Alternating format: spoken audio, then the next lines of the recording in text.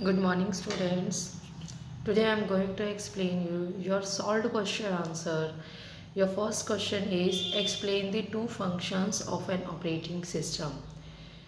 This is your chapter number 4. Remember, the first question is explain the two functions of an operating system. हमें क्या करना है, operating system के दो function को एक्सप्लेन करना है. तो फर्स्ट है हमारे पास प्रोसेसर मैनेजमेंट, सेकंड है memory management.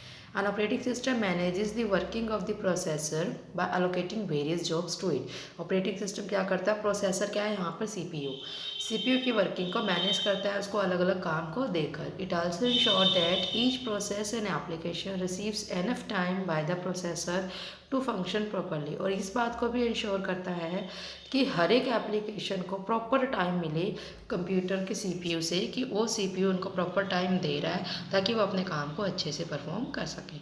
It also tries to utilise as many processor cycle as possible for the real time work. और ये कोशिश करता है कि जो प्रोसेसर साइकिल है वो रियल टाइम वर्क में, मतलब प्रोसेसर अच्छे तरीके से वर्क कर सके. It is these processor rather than application which are control managed and executed by the operating system. इसीलिए जो ऑपरेटिंग सिस्टम है वो क्या करता है, एप्लीकेशन को भी rather than application which are control manage and executed by the operating system. Application के अलावा प्रोसेसर को मैनेज करता है, कंट्रोल करता है, एग्जीक्यूट करता है. सेकेंड है memory management. And operating system manages the sharing of internal memory among multiple application. बहुत सारे एप्लीकेशन के बीच में कंप्यूटर की मेमोरी को मैनेज कौन करता है, operating system. It also takes care of the fact that one process should not consume the memory allocated to the another process. और इस बात का भी ध्यान रखता है कि एक प्रोसेस को जब मेमोरी दी गई है उसको कोई दूसरा प्रोसेस यूज ना कर सके. क्लियर है यहाँ पर आपको. Now your second question is what do you mean by real time operating system, RTOS. RTOS से आप क्या समझते हैं. Real time operating system RTOS is design to handle real life scenario operating system and problem. RTOS को special design किया गया कि वो रियल टाइम में जो प्रॉब्लम चल रही है उसको सॉल्व कर सके. Such operating system have the capability to prioritise this process, minimise execution time and work independently. इसने क्या किया, प्रोसेस को ईजिली हम यूज़ कर सकते हैं, हमारे काम को करने में जो टाइम लगता था उसको कम कर दिया और हम आज़ादी से अपना काम अपने आप पर डिपेंड होकर कर सकते हैं, किसी और की हमें डिपेंडेंस की ज़रूरत नहीं है. Whenever you book an air ticket online you are actually communicating with the real time machine. जब आप एयर टिकट बुक करते हो तो आप क्या कर रहे हो, रियल टाइम में, मतलब जिस टाइम पर आप प्रेजेंट हो उसी टाइम पर आप क्या कर रहे हो, कम्युनिकेट कर रहे हो डाटा के साथ. Giving you instant response and securing your information. आपको तुरंत ही जवाब मिल जाता है कि सीट अवेलेबल है या नहीं है. अगर आपकी टिकट बुक करनी है, अगर आपको सीट मिल जाती है तो आप मनी भी ट्रांसफ़र करते हो, तो आपके डाटा को भी सिक्योर करता है while maintaining the same feature for every customer who is online at that moment. और यही नहीं कि उस टाइम पे सिर्फ आप ही ऑनलाइन हो, ज़रूरी नहीं है आप भी ऑनलाइन हो, बहुत सारे यूज़र भी ऑनलाइन उस टाइम होते हैं, उनके डाटा को भी सिक्योर करता है, उनको भी रियल टाइम पर ही डाटा अवेलेबल कराता है. Now your third question is what is an operating system? Explain GUI operating system. The operating system acts like an interface. The computer interprets the instruction given by the user with the help of an operating system.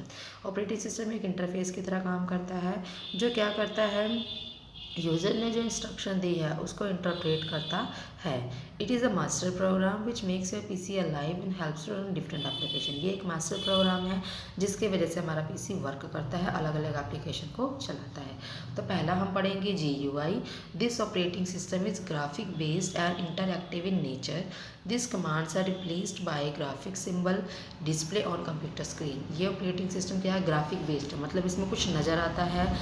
The commands are replace by graphic symbol. हम इसमें command लिखते नहीं हैं, हमारी लिखने की जो command है वो ग्राफिक सिंबल से रिप्लेस हो गई है, और ये ग्राफिक सिंबल हमें कंप्यूटर की स्क्रीन पर नज़र आते हैं, जैसे हमारे कंप्यूटर की स्क्रीन पर आइकन्स नज़र आते हैं.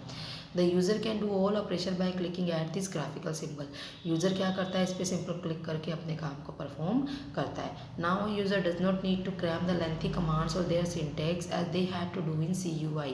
अब यूज़र को कमांड को लर्न करने की ज़रूरत नहीं है, जैसे करैक्टर यूज़र इंटरफेस में हमें करना पड़ता था. GUI के एग्जाम्पल है Windows 98, Windows XP, Windows 7, Windows 8, Windows 8.1 and Windows 10. Right a short note on. आज हम क्वेश्चन नंबर 4 के 2 पार्ट से देखेंगे, Unix and Android operating system. So what is Unix? Unix is a very powerful operating system with a wide spectrum of robust feature. Unix का एक powerful operating system है जिसके बहुत सारे फीचर्स हैं। It was developed in 1969 by a group of AT&T employees at Bell Labs. इसको 1969 में develop किया गया था AT&T कंपनी के एम्प्लॉयज़ ने।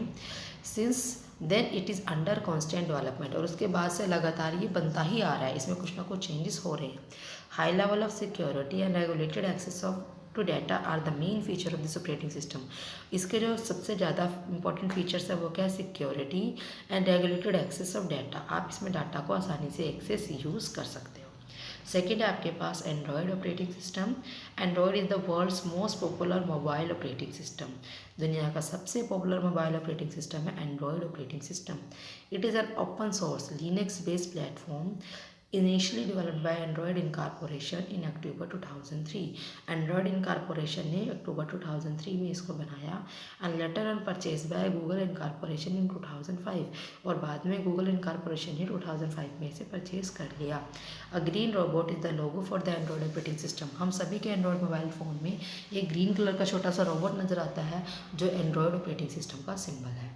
क्लियर है? आज के लिए हम ये 4 क्वेश्चन को ही समझेंगे और इन्हें ही आपने आज इन्हें अपने अपने नोटबुक में आपने लिखना भी है।